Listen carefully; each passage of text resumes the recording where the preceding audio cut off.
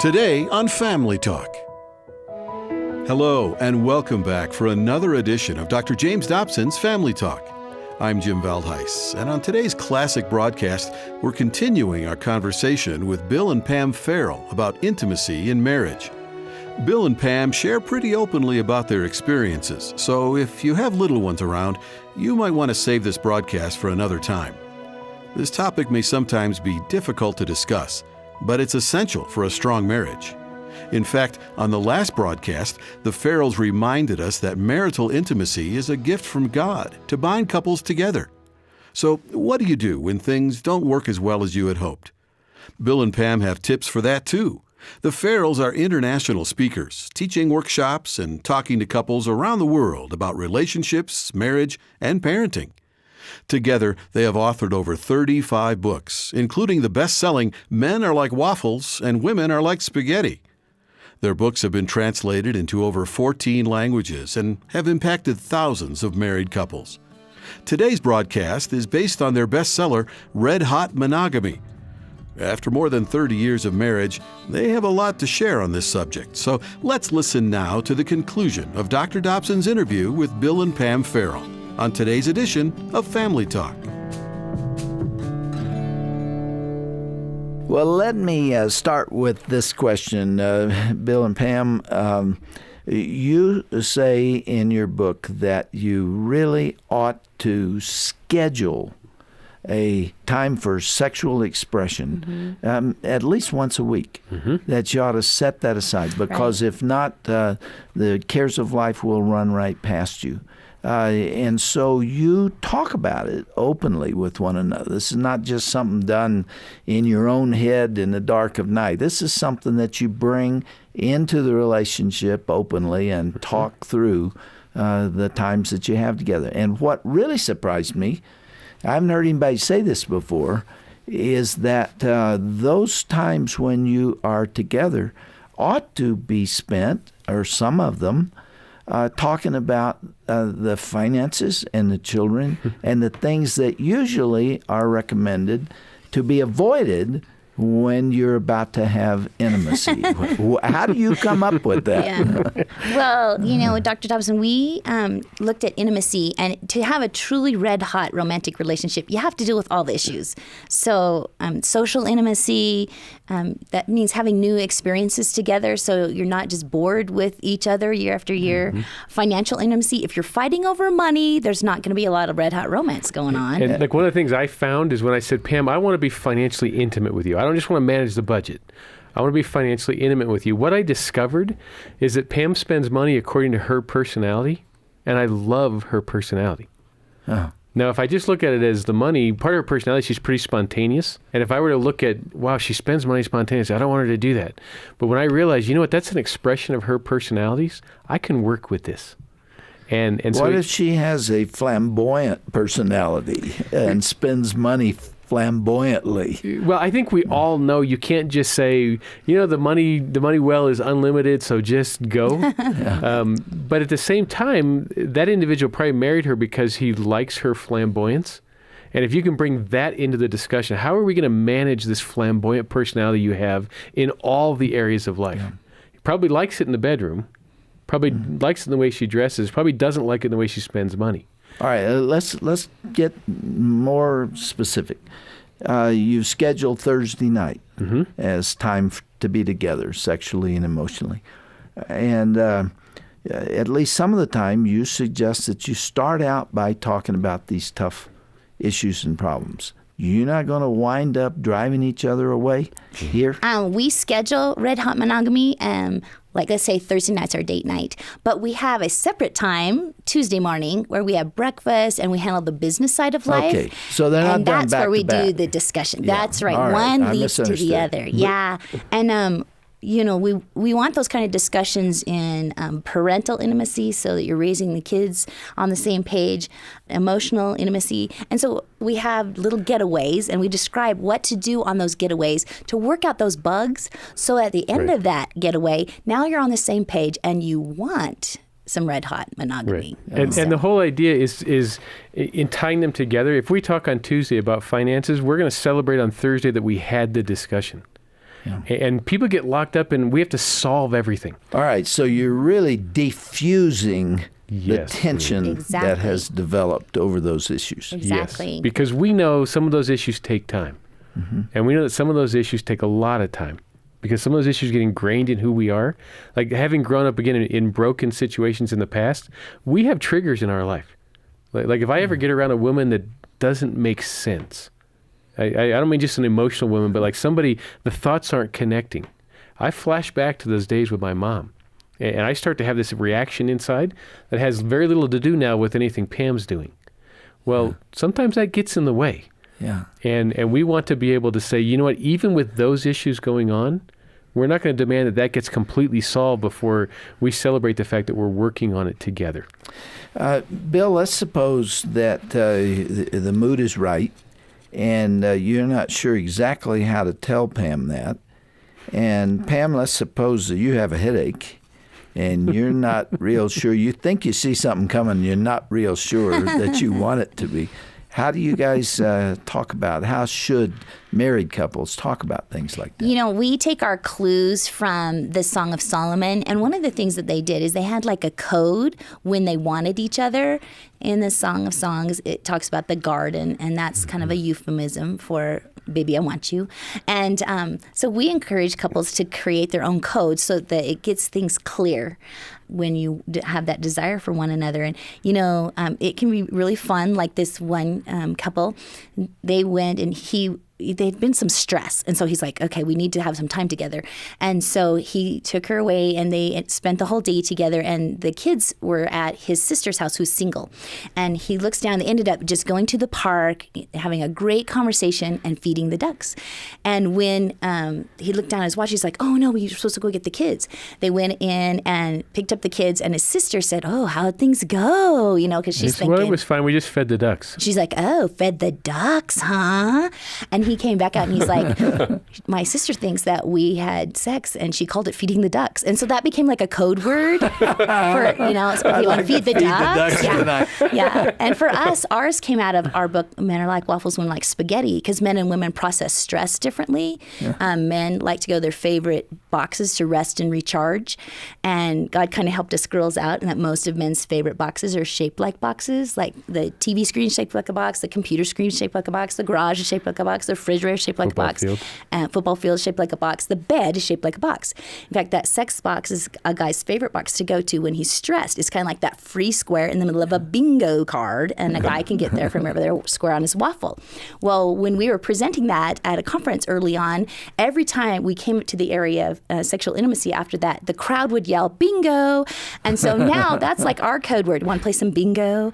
You know, and your code words might change over time too. Like ours used to be, you want to take a nap. Well, we're over 40 now, so you want to take a nap means do you want to take a nap? So we can't use that for a code word anymore. And my favorite, though, has got to be this sweet, shy lady. And she couldn't even come to say any code word out loud.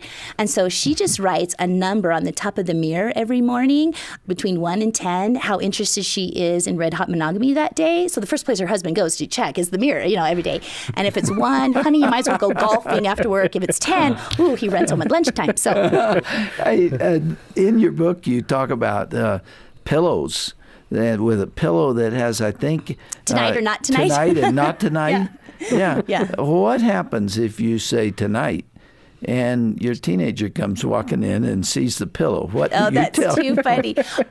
Our son, when he was in college, I gave Bill some socks that were for me that said tonight or not tonight. So if you roll down the top of it, it says, not tonight. If you roll them up, it says tonight. So Right. And I think our son captured it. He's like, if you need socks to clue them in, there's something wrong in your relationship. And well, we wanted our kids to know that this was a very healthy part of a marriage relationship. So early on, when our kids were young, we set aside Thursday nights.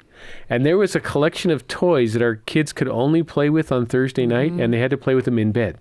So Thursday night was their night to go to bed early, and they got their special box of toys. And they could only have those on Thursday night. Did they ever figure it out? Oh, yeah. Early on, they figured it out. They were a little bit older, but the good part is they want to protect their intimate life, so they've made really wise choices in their own relationships.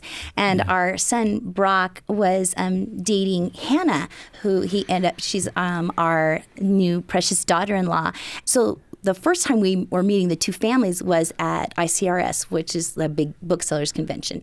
So everybody's coming into town, and Brock, we're all out to dinner, and then after dinner, Brock walks Hannah back to where she's staying with her folks, then walks back home. Well, he got caught in this torrential rain in Atlanta, and Bill and I were upstairs. We had some appointments coming up. Bill was already at his appointment, and I was getting ready for an evening appointment. And so I hung the Do Not Disturb sign on the door. And Brock trudges up the hallway. He's soaking wet, and he sees this Do Not Disturb sign. And I can hear him outside saying, "Oh, man, I can't interrupt my parents, but I'm soaking wet." And I just opened the door. I started laughing. I'm like, "It's okay. It's just me here." And I said, "But isn't it great that at 21, the first thing on your mind is that you might be interrupting your parents' Red-Hot Monogamy?" You know, the first part of keeping the romantic life alive is you just check in with each other. We have a tendency just to say, okay, the kid's taken care of, or the bill's done, or is the schedule taken care of, and we never stop to say, so how are you today? Yeah. And so the first part just starts checking in every day to stay in sync. Because if you're only in sync one night a week, that's all you've got, and it gets robbed from you, it's a big disappointment.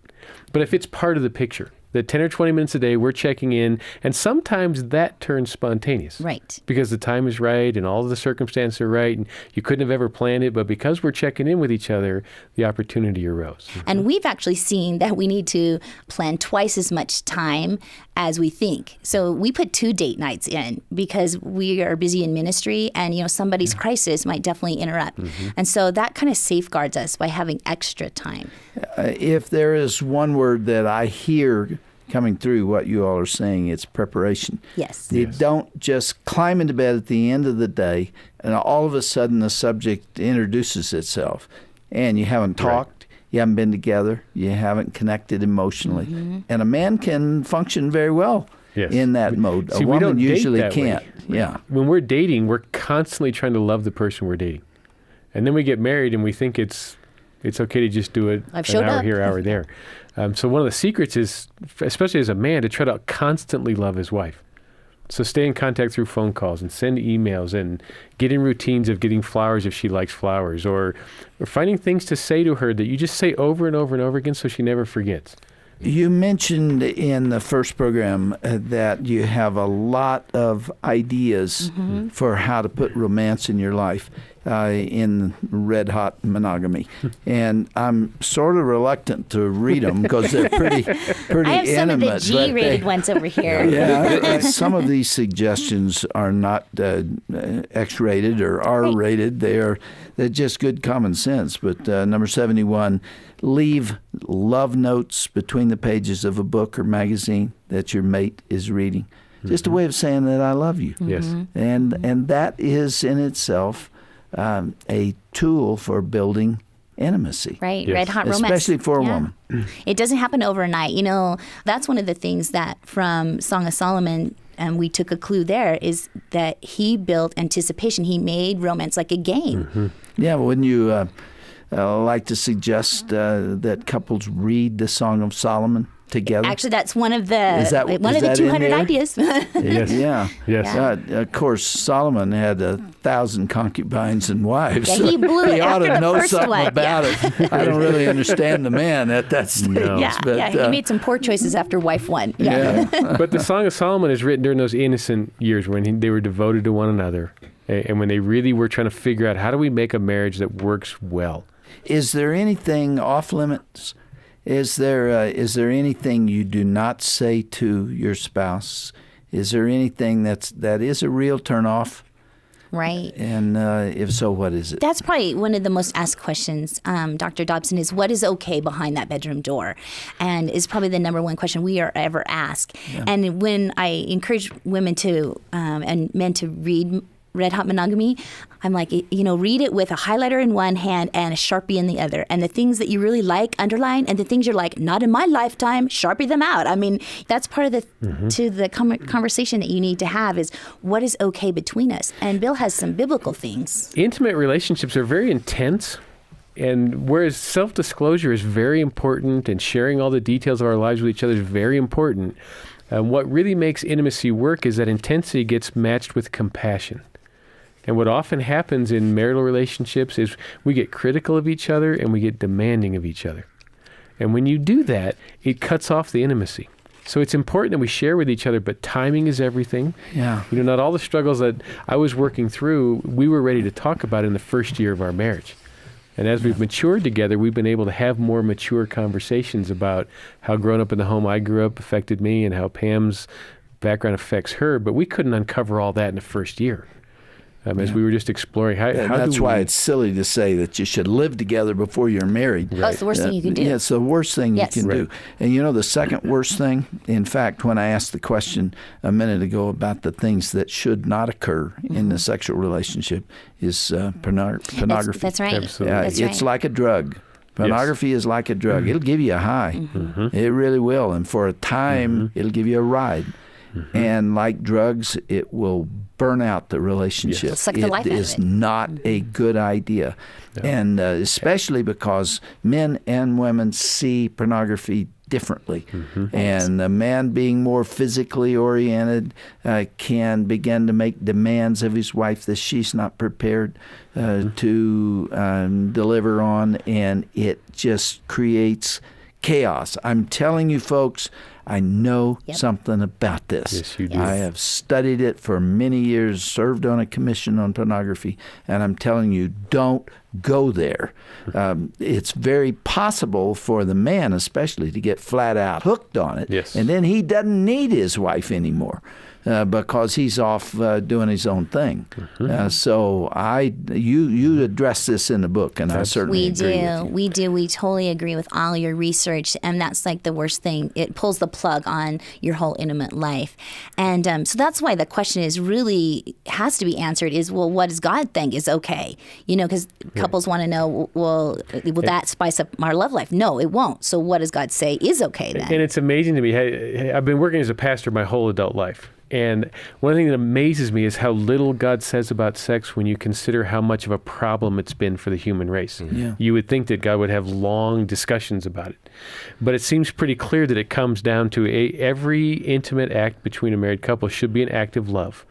That it's something we do for the other person, not taken on selfishly. Second, everything that's done between a husband and wife ought to be agreed upon. Because that's what brings honor and respect into the bedroom is we're free to discuss whatever we want, but there needs to be agreement before we actually try it. And then the third one, which we didn't share early on in our ministry, but now we share it all the time, is it needs to just be the two of you. There need to not be other people there, and there needs to not be pornography there, because those ruin the secret. And the power in it is the secret. And it amazes me, people will have the courage to bring all that into their bedroom. They'll bring pornography in, but they don't have the courage to talk about their intimate life. And it's really a false step of courage to even venture out into that, where the real power is in the discussion. What we are hearing for many years, and it is so sad, is a situation where the man was more or less addicted to pornography when they got married. It came out of adolescence and early masturbatory activity that just continues into marriage. And the wife is not. And she is offended and turned off by this. Yes. And this is the centerpiece of his sexual experience. And it just drives a tremendous wedge between the two of them. And it is sad because it is destroying marriages. You know this. Well, it's the male killer. And I believe, having worked as a pastor, that one of the reasons why it's hard to get people to serve is they're afraid they're going to get exposed. That the closet, skeletons in the closet, and the door might get opened. You cannot break that habit alone. You're going to have help. And the way to get help is accountability. You can't go tell everybody this. You don't get up in the pulpit and tell everybody you're addicted to pornography, because that's all they'll think about when they see you or your kids. You can't do that. You select godly men and have them hold you accountable. When you come back from a trip, they ask you, when you're in the hotel room, what did you watch? And were there any moments that you're ashamed of in your relationship with another woman? It's hard even in those circumstances. And when it's at its worst, there needs to be intensive counseling because this is a tough one. This is like a drug addiction. It's a tough one. And I would add to it, a lot of men want to go tell their wives and keep it there. I'm going to tell you because I trust you, but we're not going to tell anybody this. And if a wife hears that, she really should say, well, do you want to call for help or do you want me to? Because we're not going to leave it at this. Because, again, it just is insidious. It's like you said, it's an addiction. If she doesn't say anything, she becomes an enabler. Yes. And also, it's real easy for women to turn it on themselves. Oh, I wasn't thin enough. I wasn't sexy enough, whatever. And at that point, she needs to say, no, that's a lie from the enemy. I'm not going to believe that. In fact, even if he says that to me, I'm not going to believe that. I'm going to proclaim the truth of who I am right now. And I'm going to proclaim the truth of what Jesus wants for our marriage. And so if I find my husband, connected to pornography, walk in, the internet's on, the best thing to say is, honey, I love us too much for this to come between us. Are you going to call for help or am I? And you hold out the phone and then you say, you know what? I'm not going to let Satan rob from us. I'm not going to turn this on me, because when pornography entered our home, that was one loss. And if I turn this on me and become like all introspective and think I'm not good enough, that's 2 losses.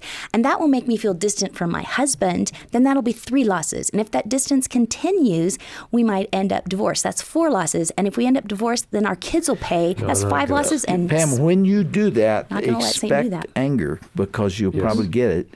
And that's a point at which love must be tough. Exactly. You have to do I know a great book by that Hey, time. I've heard that. I've heard of that. And can I make a plug to the godly men that are out there? Because what often happens is we have a lot of godly men sitting in our churches that don't feel like they have anything to say to a younger generation. And I just want to tell those men, engage with the younger men, because where Pam and I got our start is I used to go to church when we were first married, and I didn't know what to do. So I would look for couples that had been married at least 20 years that looked like they were happy. I'd sit behind them in church so they had to greet me, and I'd find a way to get invited to lunch so I could ask them how they did it. And I just want to say, the godly men that are out there, take an interest in younger men so that when this surfaces, they have somebody to tell. The safety net's underneath that young couple. I think we just have time for me to ask you one last question. Sure. It comes out of the book, and it has to do with advice that you give to women that needs to be explained, and it has to do with being a risk taker. That's right. Yeah. What do you mean by that? We've talked about what the counterfeit is, what Satan tries to rob from us, and we in the book talk about what are the traits of a red-hot lover. Other-centered, a risk-taker, God-focused, attentive, self-aware, mature. Those are the traits of a red-hot lover.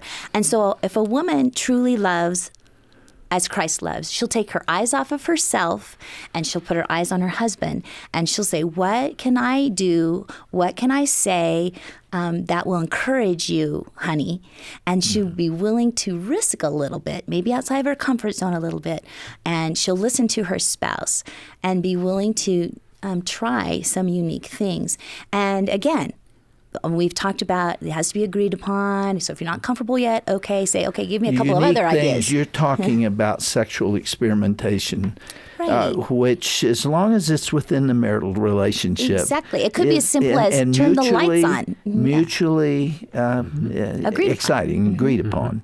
Right. Then it's a good thing. It is. Anytime a woman takes her eyes off of herself and focuses on her spouse, anytime a husband takes his eyes off of himself and focuses on his wife, that will produce red-hot monogamy. What a note to end on here. Hey, thank you all. This has been very, very interesting. I have loved having you here. We'll do it again. The name of the book is Red-Hot Monogamy, Making Your Marriage Sizzle, and there is some sizzle in this book. We didn't talk about all of it, but some of it's there. Bill and Pam Farrel are holding seminars on this subject and are being used by the Lord to strengthen marriage and strengthen the physical relationship of marriage. Thank you for this 2-day discussion. It's been very enlightening, and we'll do it again. Thank you very much. Thank you.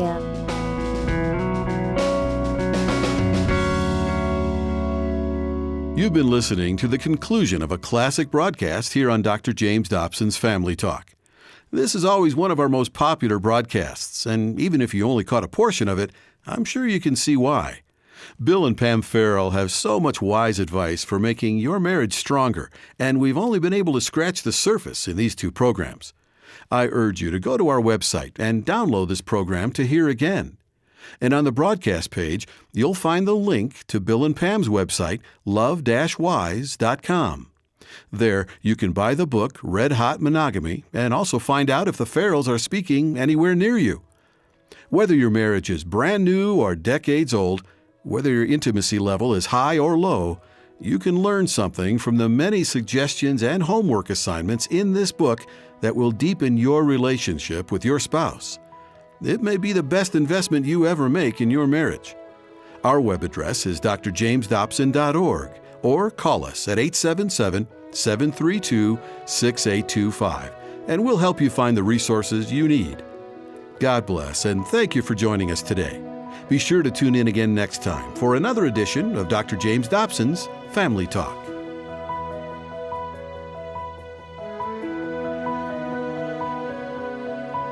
Family Talk is not associated with Focus on the Family.